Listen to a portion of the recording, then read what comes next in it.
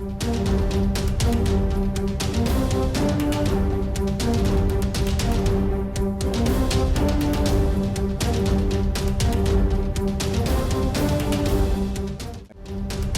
జిల్లాలోని కీలకమైన అసెంబ్లీ స్థానాల్లో కోడుమూరు ఒకటి.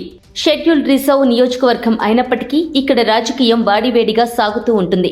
ఇక్కడ మొదటి నుంచి కాంగ్రెస్ గెలుస్తూ వస్తోంది. ఒక రకంగా ఈ సెగ్మెంట్ కాంగ్రెస్ కంచుకోట అని చెప్పొచ్చు. అయితే గత 2 ఎన్నికల్లో వైసీపీ ఇక్కడ విజయాలు సాధించింది. ఇక్కడ టీడీపీ బలహీనంగానే ఉంది. 1985లో టీడీపీ తరపున బరిలో దిగిన శిఖామణి విజయం సాధించారు. ఆ తర్వాత ఇప్పటి వరకు ఇక్కడ టీడీపీ విజయం సాధించలేదు. తర్వాత శిఖామణి కాంగ్రెస్ తరపున కూడా 3 సార్లు విజయాలు సాధించారు.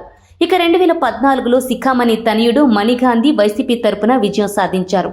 గత ఎన్నికల్లో వైఎస్ఆర్ కాంగ్రెస్ పార్టీకి చెందిన జారదొడ్డి సుధాకర్ టీడీపీ అభ్యర్థి బూర్ల రామాంజనేయులపై విజయం సాధించారు. ఇక 1985 నుంచి టీడీపీ విజయం సాధించకపోవడంతో ఈసారి విజయంపై గట్టిగా ఫోకస్ చేస్తోంది. ఇప్పటికే చంద్రబాబు, లోకేష్ ఈ సెగ్మెంట్ పై స్పెషల్ ఫోకస్ చేశారు. అలాగే వైసీపీ కూడా హ్యాట్రిక్ పై కన్నేసి ముందుకు సాగుతోంది. కోడుమూరు నియోజకవర్గాన్ని కైవసం చేసుకునేందుకు అధికార విపక్షాలు ముమ్మర ప్రయత్నాలు చేస్తున్నాయి. ఇక కోడుమూరు అసెంబ్లీ నియోజకవర్గం పరిధిలో సి బెళగల్, కోడుమూరు, గూడూరు, కర్నూలులోని కొంత భాగం ఉన్నాయి. ఇక కోడుమూరు అసెంబ్లీకి ప్రత్యేక స్థానం ఉంది. ఉమ్మడి రాష్ట్రానికి తొలి దళిత సీఎం దామోదరం సంజీవయ్య ప్రాతినిధ్యం వహించిన కోడుమూరు నియోజకవర్గంగా ప్రసిద్ధి చెందింది. దీనిని కైవసం చేసుకునేందుకు అధికార విపక్షాలు ముమ్మర ప్రయత్నాలు చేస్తున్నాయి. కాంగ్రెస్ కు కంచుకోటగా ఉన్న ఇక్కడ పట్టు కోసం టీడీపీ, వైసీపీలు పావులు కదుపుతున్నాయి. వాస్తవానికి కోట్ల కాంగ్రెస్ ను వీడటం, ఆయన సోదరుడు హర్షవర్ధన్ రెడ్డి వైసీపీలో చేరిన నేపథ్యంలో గత ఎన్నికల్లోనే ఇక్కడ రాజకీయం రసవత్రంగా సాగింది. ఈసారి ఆ జోరు మరింత పెరగడం ఖాయంగా కనిపిస్తోంది. కర్నూలు జిల్లాలో గత ఎన్నికల్లో వైసీపీ మెజారిటీ స్థానాల్లో విజయం సాధించింది.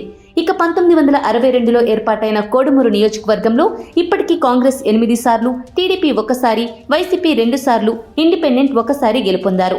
2009లో పునర్విభజన వల్ల కోడుమూరు, గూడూరు, బెళగల్ మండలాలు, కర్నూలు మండలంలో ఉన్న 12 గ్రామాలు, కర్నూలు నియోజకవర్గంలోని 19 గ్రామాలు, నందికొట్కూరు నియోజకవర్గంలోని 1 గ్రామాన్ని కలిపి కోడుమూరు నియోజకవర్గంగా ఏర్పాటు చేశారు. కోట్ల కుటుంబం స్వస్థలం లద్దగిరి కూడా కోడుమూరు మండలంలోనే ఉంది. ఈ నియోజకవర్గంలో కోట్ల కుటుంబానికి మంచి పట్టు ఉండటంతో వారు నిలబెట్టిన అభ్యర్థులకే ప్రజలు పట్టం కడుతూ వచ్చారు. అయితే రాష్ట్ర విభజనకు కాంగ్రెస్ మూల కారణం కావడంతో నియోజకవర్గ ప్రజలు 2014 ఎన్నికల్లో కోట్ల కుటుంబానికి హ్యాండ్ ఇచ్చి వైసీపీని గెలిపించారు.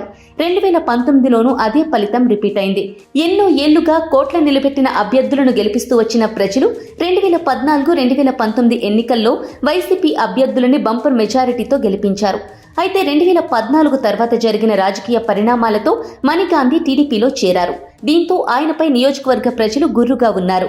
సొంత పార్టీ నేతలే మణిగాంధీపై అసంతృప్తిగా ఉన్నారు. అది గత ఎన్నికల్లో టీడీపీకి ఇబ్బందిగా మారింది.